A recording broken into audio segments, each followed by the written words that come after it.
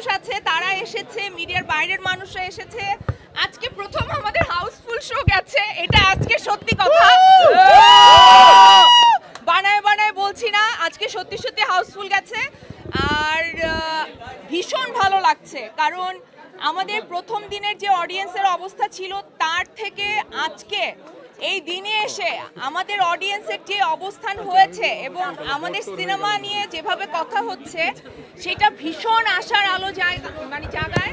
এবং আমাদের পুরো টিমের পক্ষ থেকে আপনাদের সবাইকে ধন্যবাদ, যারা এসেছেন তাদেরকে ধন্যবাদ, এবং যারা এখনো এই সিনেমাটা দেখেননি তাদের সবাইকে আমন্ত্রণ তারা হলে এসে সিনেমাটা দেখেন, যাতে আরো কিছুদিন হলে সিনেমাটা চলে। আসলে অনেক প্রশংসা করেছে, আমি খুব ভয় ছিলাম, কারণ সবার একটাই প্রশ্ন ছিল রেহানা মারিয়াম মুভ করার পরে আসলে তুমি কি করবা।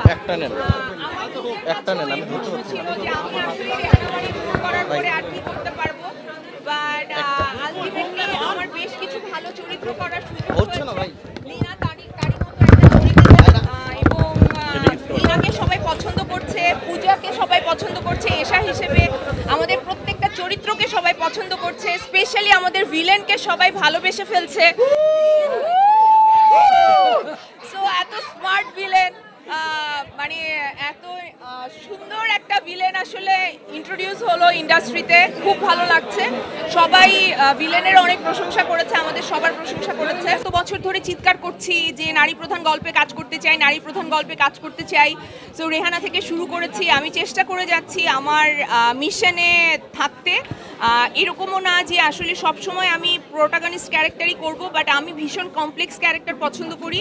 আমাকে যত কমপ্লেক্স ক্যারেক্টার অফার করা হবে, সেটা রোম্যান্টিক হতে পারে, অ্যাকশন ফিল্ম হতে পারে, কমেডি হতে পারে, আমি সব করতে চাই, বাট সেটা ডেফিনেটলি কমপ্লেক্স হতে পারে। এবং ফারুক ভাইকে আমি বলেছি একটা ভূতের ফিল্ম বানাতে, যেটাতে আমি অভিনয় করব। এখন এটা ফারুক ভাইয়ের দায়িত্ব, আমার খুব ইচ্ছা ভূত সাজার। সো আমার ধারণা আমি এটা খুব ভালো করব। এখন ফারুক ভাইকে আমি এটা রিকোয়েস্ট করেছি আমি নিজে থেকে। আর এটা ওইটা না, কাপড় ধোয়ার একটাই সলিউশন, চাকা অল ওয়ান। আমি আমার ডিরেক্টরকে বিশ্বাস করতে চাই, কো আর্টিস্ট যেই আসবে আমি তার সাথে অ্যাক্টিংটা ঠিক করে করতে চাই। তবে একটা জিনিস আমি বলতে চাই, এজাজের সাথে আমার সিনগুলো খুবই ক্রিটিক্যাল ছিল। আমি যদি এজাজকে বিশ্বাস করতে না পারতাম, আমি যদি ওর সাথে কমফোর্টেবল না হতাম, আমি সিনগুলো ঠিক করে করতে পারতাম না। সো এজাজ শুধু একজন ভালো অভিনেতা না, সে একজন ভালো মানুষ, ভালো কো আর্টিস্ট, যার জন্য আমাদের সিনগুলো মানুষ এত পছন্দ করছে। Thank you Ejaz.